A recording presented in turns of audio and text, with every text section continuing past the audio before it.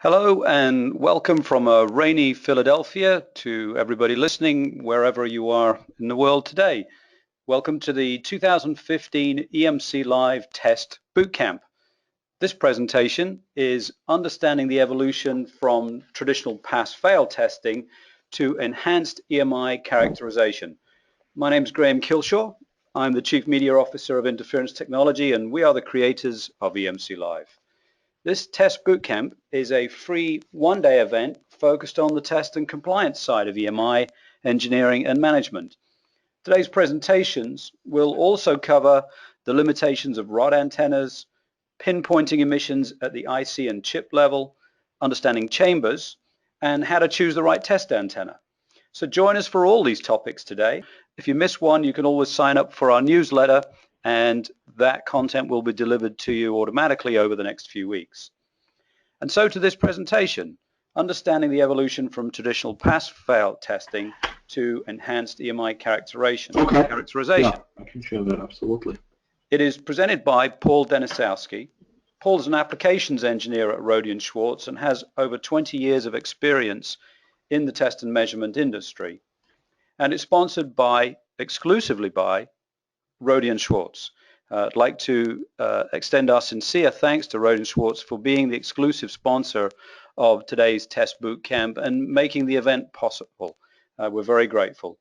Rohde & Schwarz, as you probably know, is one of the largest manufacturers of electronic test and measurement, communications and broadcasting equipment in the world. EMC and EMI test equipment and systems from Rohde & Schwarz determine the causes and effects of electromagnetic interference. And for more information, you can find their website at emc.rohde-schwarz.com.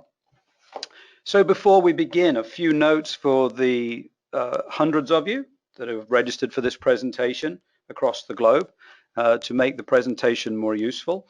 First, since you've already registered, you will automatically be sent an email next week when a copy of the recording and Paul's presentation slides are available, so no need to email us. Second, the presentation is interactive. Please send in your questions during Paul's presentation and we'll answer as many of them as possible at the end. If you'd like to send Paul a question, just use the chat box on the right side of your screen. And if at any time you wish to minimize or maximize your screen, just use the red arrow button in the top right area. The presentation lasts for about 35 minutes, followed by a 10-minute question and answer session. And now, Paul Denisowski from Rohde & Schwarz will begin the presentation. Over to you, Paul. Thanks, Graham, and thanks everyone for attending. Hello everyone again. My name is Paul Denisowski, and I'm an applications engineer at Rohde & Schwarz. Our topic today is understanding the evolution from traditional pass-fail testing to enhanced EMI characterization. In particular, we're going to talk about some of the tools and techniques that we can use to address some of the more challenging measurement issues when it comes to EMI testing, especially with regards to pulsed signals, since, as most of you know, these are some of the hardest signals to detect and measure properly. So without further ado, let's take a look at the agenda. As I mentioned, we'll take a quick look at pulse signals, both because they're certainly not uncommon in the real world, but also because they're a great example of how evolution in testing techniques provides a significant benefit here. We'll then move on to give an overview of the different instrument architectures and methodologies used in testing, as well as the impact of the parameters used in making measurements, things like sweep time, dwell time, etc. People like to say that a picture is worth 1,000 words, and I'll take that a bit further and say that a video is worth 1,000 pictures, because one of the best ways of pointing out the impact of these different architectures, methodologies, and parameters is to look at some real signals. We'll end by talking about what we think is one of the most important and exciting developments in EMI diagnostics, namely real-time and its associated display methods, such as spectrograms and persistence displays. Let's start by talking about pulses for a minute. There are lots and lots of examples of pulse signals in the real world. In some cases, these pulses are intentional, such as those produced by radar systems. Sometimes they're byproducts of intentional processes, such as switch mode power supplies, and sometimes they're completely unintentional and undesired, our old friend the brush motor, for example. But whatever the source, all pulse signals share certain characteristics. A very quick refresher on pulses in both the time and frequency domains. Pulse signals in the time domain produce a sine x over x, or what I call a sinc function in the frequency domain, with a sinc function centered frequency, f of c, being the same as the frequency of the pulse carrier. Again, hopefully nothing new here. Moving right along, we see that there's a relationship between the pulse width, tau, and the pulse period, capital T, in the time domain and the frequency domain representations of the signal. Namely, the nulls of the sinc function are found at intervals of n over tau away from the center frequency, so f0 plus 1 over tau, f0 plus 2 over tau, etc. The lines are spaced 1 over capital T apart. And as many of you know, whether you see an envelope spectrum or a line spectrum depends on a number of things, such as resolution bandwidth, sweep time, etc. At the risk of saying something really, really obvious, it's important to remember that if we want to catch a pulse, then we have to dwell at each frequency long enough that at least one pulse will occur. In other words, we have to dwell for at least one pulse repetition interval, which is the inverse of the pulse repetition frequency. Now that we've finished our very quick pulse signal refresher, let's talk about architectures and methodologies. The first methodology we're going to discuss is the traditional frequency swept analyzer. As the name implies, a swept analyzer sweeps over some defined frequency range. Measurement parameters such as sweep time, the number of sweep points, the measurement time, and the frequency step are all interrelated. For example, the measurement time is simply the total sweep time divided by the number of measurement points. Likewise, the number of frequency steps over a given span is that span divided by the number of measurement points. As a result, for a given sweep rate, we decrease our frequency resolution as we increase the span. And again, the important thing to keep in mind here is that all of these values are interrelated. An EMI receiver works in a slightly different manner. Instead of sweeping across a range, the receiver tunes to a discrete frequency, measures within its resolution bandwidth for some defined time, and then moves to the next frequency step and repeats the process. In many cases, the resolution bandwidth is chosen in order to reduce frequency-related amplitude errors, or the so-called picket fence effect. Note here that the measurement or dwell time and the frequency step size are directly set. They're not computed as a function of the defined sweep time, as shown on the previous slide. One of the more recent methodologies in EMI testing and characterization is the so-called time domain scan, which is based on the discrete Fourier transform. Discrete Fourier transform being a method for calculating the frequency domain representation, that is the spectrum, of a periodic signal in the time domain. In a nutshell, the DFT does this by measuring multiple frequencies simultaneously. For a variety of reasons, EMI measurement instruments implement the DFT using the so-called fast Fourier transform, or FFT. Now, as the name implies, the fast Fourier transform is, well, it's fast. And in most cases, faster is always better. So the first and, frankly, most obvious advantage of using a time domain scan is that it's faster. We can cover a wider frequency range in a shorter amount of time, and this is, in technical terms, a good thing.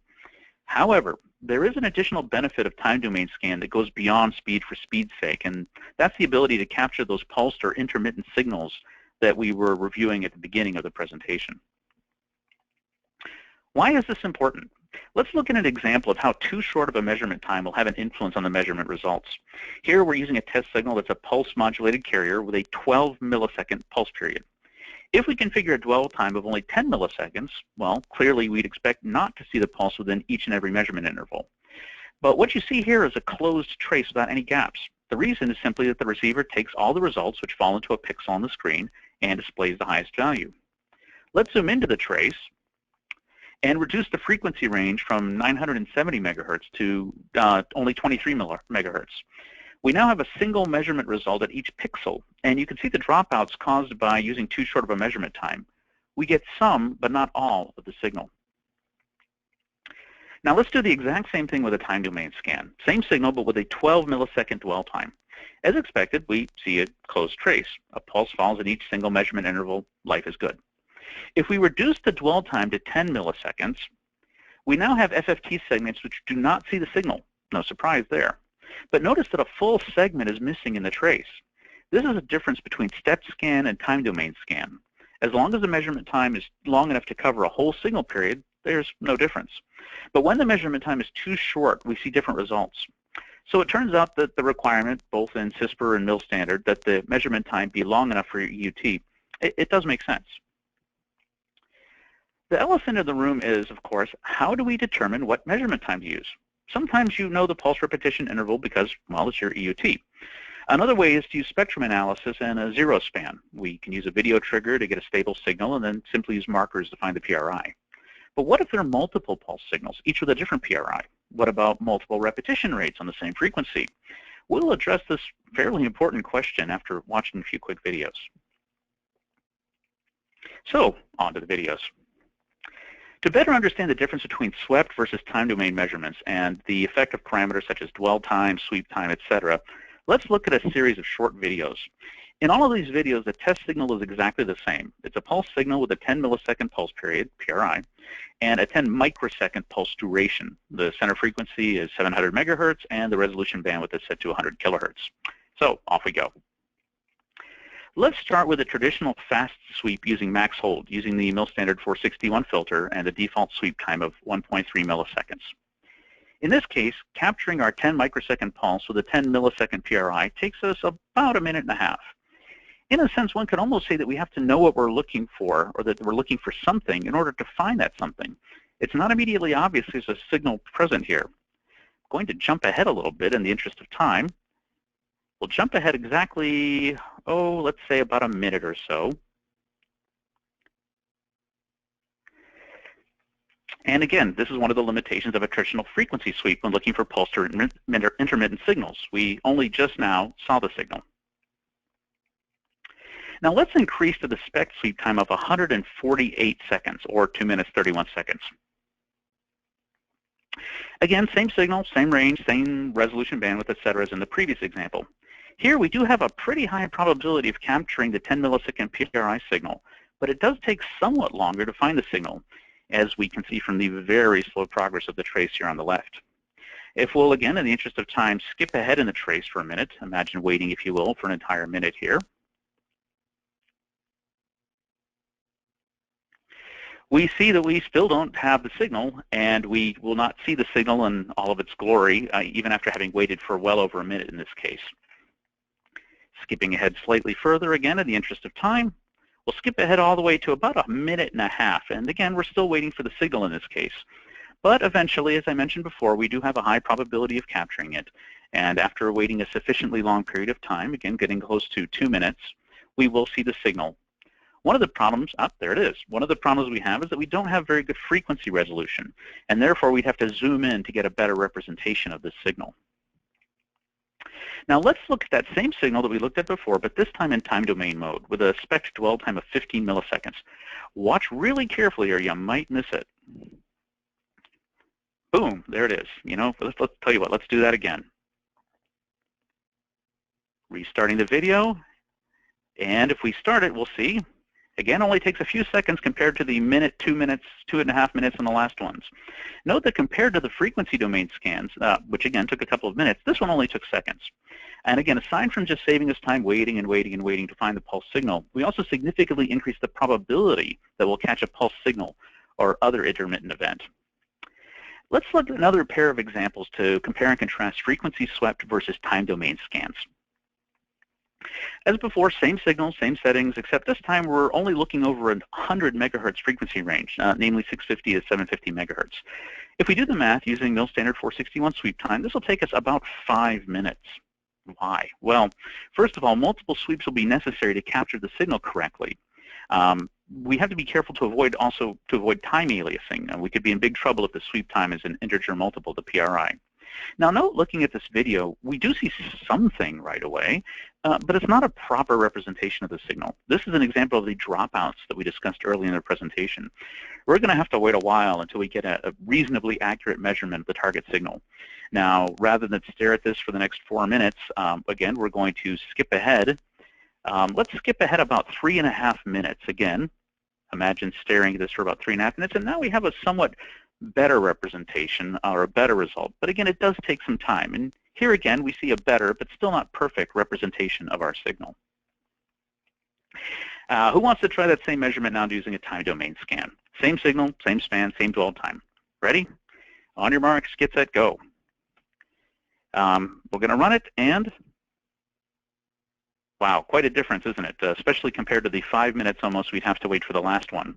The time domain scan here took only about 9 seconds to find the signal.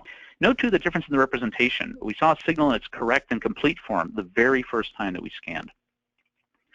Now we've seen how time domain can greatly decrease measurement time and increase the probability of detecting pulse and other intermittent signals. But simply knowing or suspecting that a pulse is present is only part of the picture. If we want to move from pass-fail to more in-depth EMI characterization, we need to be able to look more closely at these short-duration signals. And this is where real-time capability comes in. Let's take a look. So what exactly do we mean by real-time? Well, the easiest way to understand this is to contrast it with a traditional or non-real-time instrument. In a traditional instrument, there are periods during which we are acquiring signals and periods during which we're processing signals. And when these two things do not happen simultaneously, we have periods that are referred to commonly as blind times. As the name implies, the analyzer is blind during these periods where it's processing information, and information can and will be missed. Let's contrast this with a real-time analyzer using an FFT-based architecture. Here, subsequent FFTs are taken and processed in a gap-free manner. There are no periods of time during which the analyzer is not acquiring spectrum. Therefore, there are no blind times. This, in its most basic form, is what we mean when we talk about a real-time analyzer. But simply not missing information may not be sufficient for our needs. Capturing without any gaps is good, but we can do even better. Namely, if we overlap the FFTs, we can gain increased time resolution, and we can avoid certain types of signal artifacts or signal suppression caused by windowing. In many FFT-based analyzers, the percentage of overlap between subsequent acquisitions is actually really quite high, 80% or more. While this might seem wasteful at first glance, the benefits far outweigh any associated cost. Let's step through an example of how this works. Here we see a live spectrum, well, not live, but a spectrum represented over time. First, we acquire some portion of the spectrum. This, again, is relatively straightforward. The next step is to process the spectrum information that we've acquired. This requires a non-trivial amount of time, and during this time period, we're not acquiring data. Depending on the particular instrument architecture and capabilities, we may only be acquiring and processing as little as 1/10 of the spectrum, so we're blind to 90% of the spectrum during the processing period. While this may not be a problem when we're looking for long-term or continuous events, we will experience problems when looking for shorter duration signals, such as the pulses we've been talking about. And again, the final step is that we display our acquired results. Again, depending on the type of signal, we may see something very different here than what we expect due to long blind periods, and again, especially in the case of pulsed or intermittent signals. And then the process repeats itself. Note here that there's no overlapping of acquired spectrum. Even the small amount of spectrum here, about 10% that we acquire, is only acquired and processed a single time. So let's start over again, but this time let's use an analyzer with a real-time architecture. In a real-time analyzer, the acquisition and processing happen at the same time. Well, they happen in quote-unquote real time. The acquisition and processing are not separate steps as seen in the first example. As we mentioned before, as good as real-time is, it only gets better when FFTs are overlapped, again, often with upwards of 80% overlap, since this improves the resolution and decreases the risk of certain types of windowing or artifacts. The process continues with each subsequent window having substantial overlap with a preceding window.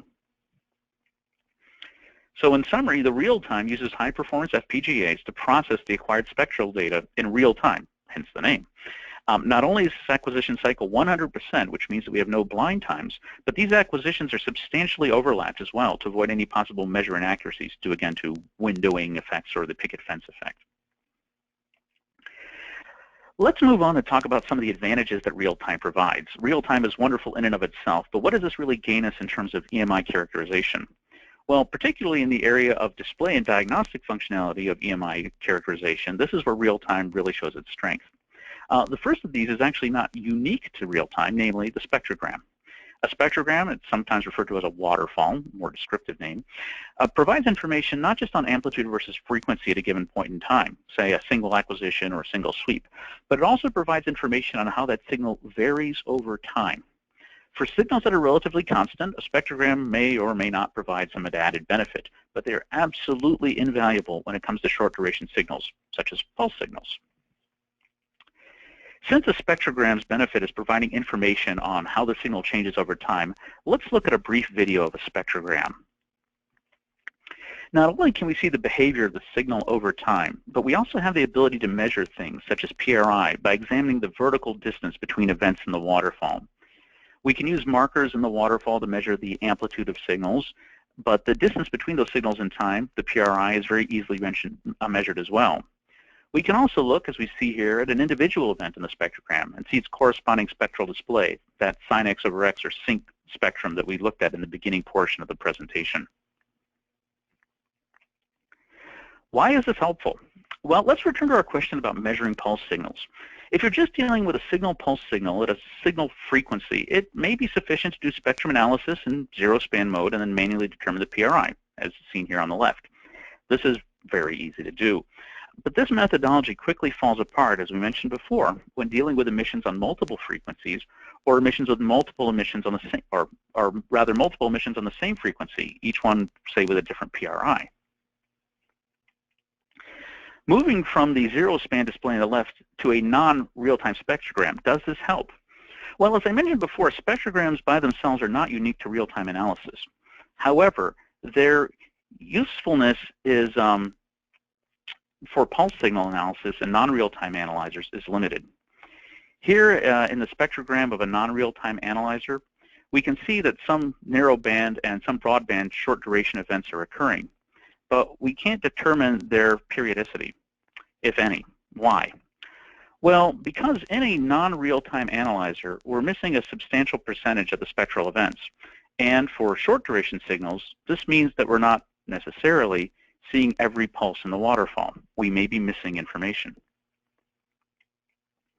On the other hand, if we look at the exact same signal using a spectrogram display on a real-time analyzer, as seen on the right here, it's very easy to see and to measure, here using markers, the periodicity of the pulse signal. Compare this to the smaller non-real-time spectrogram on the left, where pulses were missed because of the instrument's non-real-time architecture. The benefit spectrograms provide in EMI characterization of short pulses is primarily in determining the PRI and hence the necessary dwell time for reliably capturing these pulses. But there are many other uses for the spectrogram in EMI testing. Waterfalls or spectrograms are one very helpful and I think very intuitive way of presenting the information obtained from a real-time analyzer. Another helpful display mode enabled by the evolution of technology is the persistence mode display. Like a waterfall, the persistence mode provides information on signal information over time. Unlike a spectrogram where the information flows or falls off the bottom of the screen over time, persistence mode builds up a display that easily contrasts short duration, pulse-like signals versus continuous signals. Let's take a look at an example. One way to conceptualize a persistence mode display is to imagine a matrix, such as the one we see here on the right, which stores the number of times the amplitude was seen at a certain level at a certain frequency. It starts with the first spectrum, or trace if you prefer, and then adds each subsequent acquisition's values to the matrix.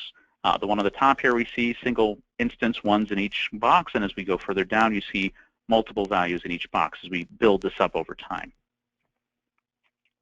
These matrix values are then mapped to color values, providing an easy visual differentiation of pulse-like versus intermittent, or pulse-like or intermittent versus continuous signals. Again, as you can see here, we have different amplitudes and different intensities based on the number of counts in the persistence spectrum. Let's look at a real example of why this might be helpful. This example is taken from a windshield wiper motor. The image on the left is from a spectrum analyzer, a traditional spectrum analyzer. The Maxwell trace in blue gives us a good indication of a broadband interferer, some kind of broadband interferer, probably from the motor brushes. However, the yellow trace, the clear right trace, doesn't really give us much additional information. Compare this now to the persistence spectrum on the left, which reveals a second signal hidden in the broadband noise. Although this is very clear to anyone looking at a persistence trace, you would probably have a hard time finding it using a normal spectrum analyzer. Now here's a quick comparison of these different types of displays, all of which are enabled by real-time architecture. First is a conventional spectrum analyzer trace of power versus frequency. Although we can see that something is happening, these two small narrowband signals that pop up, it's certainly not the most user-friendly mode. The next one is the real-time spectrogram. This clearly shows that there are two signals, and we can see this in the form of the two vertical lines in the video. In my mind, at least, certainly it's easier to see these two signals here than in the traditional spectrum analyzer display that we looked at previously. The last is the real-time persistence spectrum. Here again, the presence of these two signals is very, very obvious. Not only do we see the intensity of the signals over time, but it's very easy to see these signals underneath the other signals, which again is very important in EMI characterization.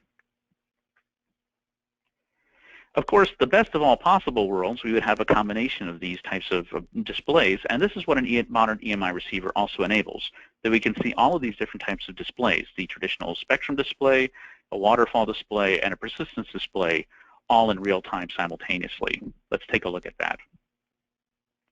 Again, displays such as these and the ability to see information on pulse or signals beneath signals is very important in modern EMI characterization. In many cases, we do want to detect some intermittent event, but we also want to do more, for example, trigger on that event. In this case, a frequency mask trigger, such as the one shown here, is very helpful.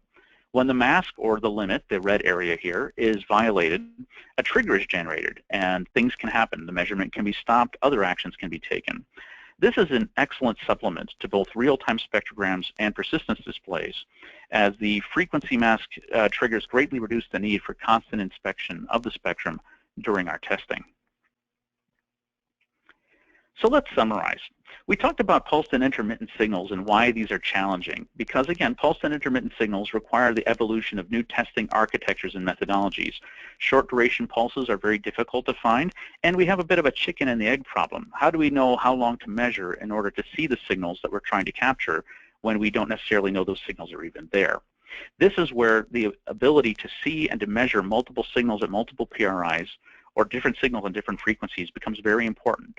We have to choose a dwell time that's appropriate for the pulse duration of these pulse and intermittent signals. Although the frequency swept analyzer is the traditional method, the traditional spectrum analyzer methodology, it's used, it works very well, but it has limitations, especially when we start looking at things like pulse and intermittent signals. What are these limitations? Well, these limitations are partly technical in nature, and they're partly practical in nature. We have to wait longer for the signal. We may not capture it right away. This is where the traditional frequency swept analyzer may have some disadvantages when it comes again to characterizing short or pulsed signals. The frequency step method, or what some people would call receiver mode, eliminates many of the sources of error that exist in the frequency swept mode. So here again, as you remember from the videos, a much greater savings in time. We saw much more detail on the signal, much more frequency resolution, but it also took us far less time to find those, seconds versus minutes. And this is very important when we're trying to test on limited schedules and limited budgets. And lastly, time domain scan is a very powerful methodology for quickly and accurately detecting these pulsed and intermittent signals. And again, this is more important as we start to see the increase in pulse and intermittent signals being sources of EMI. Likewise, for characterizing EMI and diagnosing issues, it's often not simply enough to know that a limit was violated or that some kind of pulse signal was present. One of the strong advantages that we see in the evolution of modern EMI characterization is the use of real-time. Now, real-time is very nice, it's very fast, but real-time for real-time's sake is not what we're looking at. What's useful about real-time analysis is that not only can we detect these difficult-to-find events, which again is a huge advantage, but we can also analyze them, characterize them in whatever kind of detail we need. And we can do this in a way that provides for effective troubleshooting and resolution. The use of tools that come from real-time, such as spectrograms, again, real-time spectrograms versus traditional spectrograms, persistence displays, and frequency mask triggering, all of these add significant capabilities to the EMI toolbox and represent, at least what I feel, are some of the more exciting developments in the area of EMI characterization. So with that, we've come to the end of our presentation. I believe that we have a little bit of time left for Q&As. Is that correct, Graham? Yes, we do, Paul. Thanks very much. This was really good information. You know, I think a lot of third-party labs want to be able to advise clients on how to remediate, not just advise them if it's a pass or fail situation. And manufacturer labs also want to be able to understand where the problem truly lies. So I think for sure EMI characterization is the future, if it's not already. Good presentation, Paul. Many thanks. And I'm sure all our attendees would agree.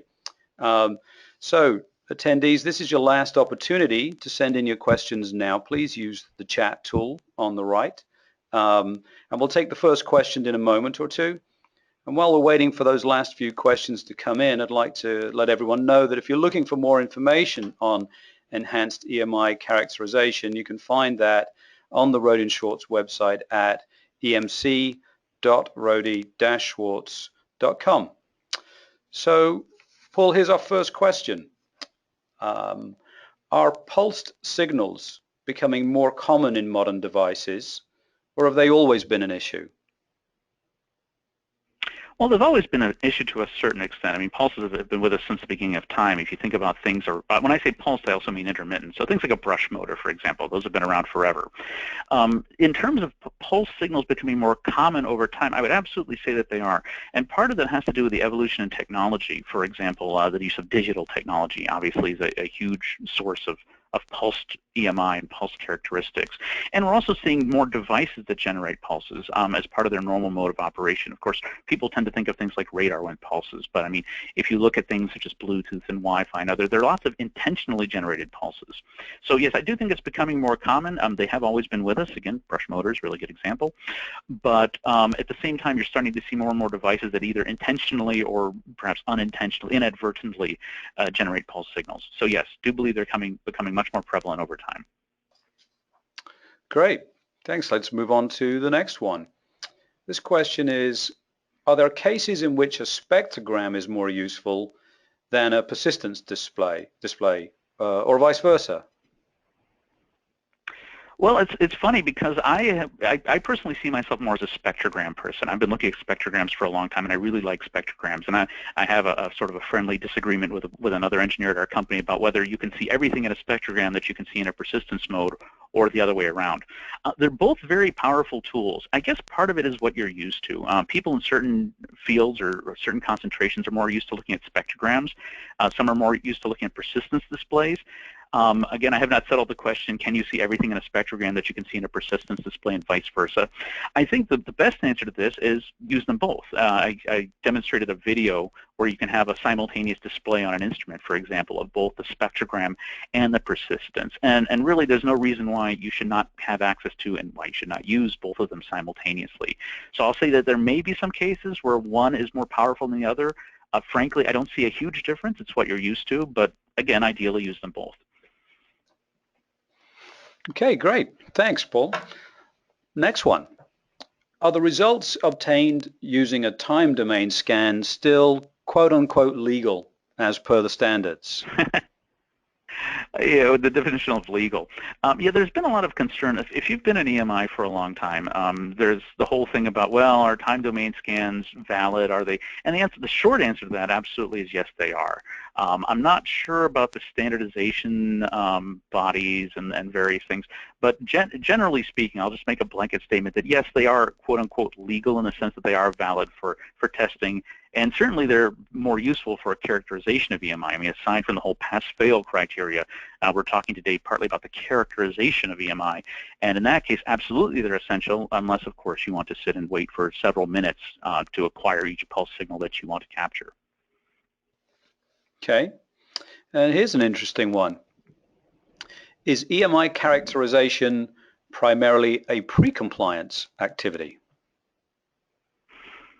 Should be. Yes, I mean, obviously, if you're looking for compliance, you do want to be relatively sure you're going to pass compliance, and of course you can test, testing for EMC pre-compliance.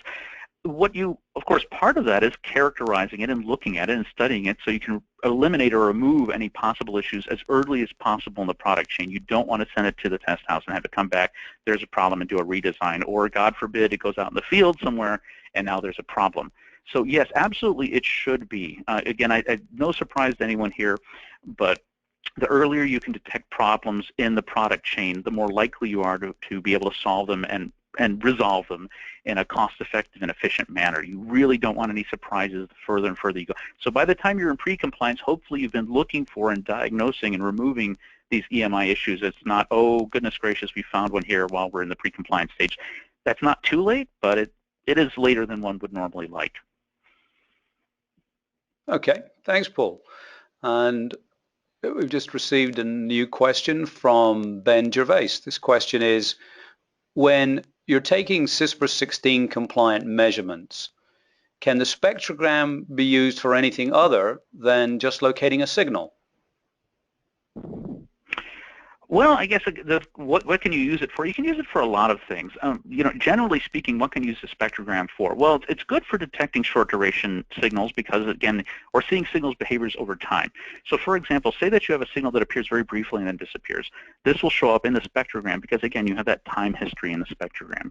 The spectrogram can also give you additional information. Depending on how good your vision is and how you set the display of a spectrum, a traditional frequency versus amplitude spectrum, you may or may not see very small, even continuous events right near the bottom of the noise floor. In a spectrogram, these will show up, for example, as very narrow lines. So even though your eye may not necessarily see them in a traditional amplitude versus frequency display, you actually will see them fairly clearly in the spectrogram. The spectrogram can also give you information about signal behavior over time. For example, if you have a signal that's wandering or oscillating, moving back and forth slowly or not so slowly between two different frequencies, if you look at a spectrogram, you can actually see this as sort of a wavy line going back and forth. You can actually get a lot of information about the signal in the spectrogram, and again, it gives you the luxury, if you will, if you can freeze the spectrogram and look at a certain point in time, it gives you the luxury of examining very short duration signals without having any kind of time constraint. It's not, oops, I missed it. No, you have it in the spectrogram. You can look at how it behaved over time, and you can see what the spectrum looked like at that particular point in time.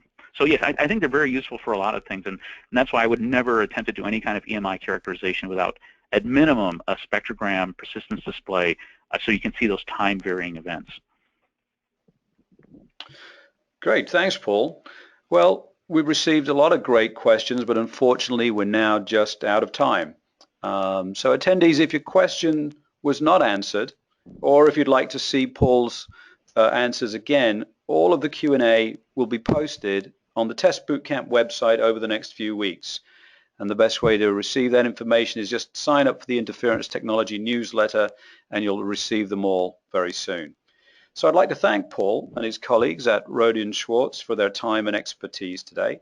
And a very big thank you to Rohde & Schwarz for being the exclusive sponsor of the 2015 EMC Live Test Bootcamp today and for making this event possible. Thank you to all of you, our attendees around the globe.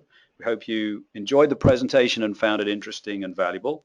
Join us in 30 minutes from now to learn about the limitations of using active rod antennas in emissions testing.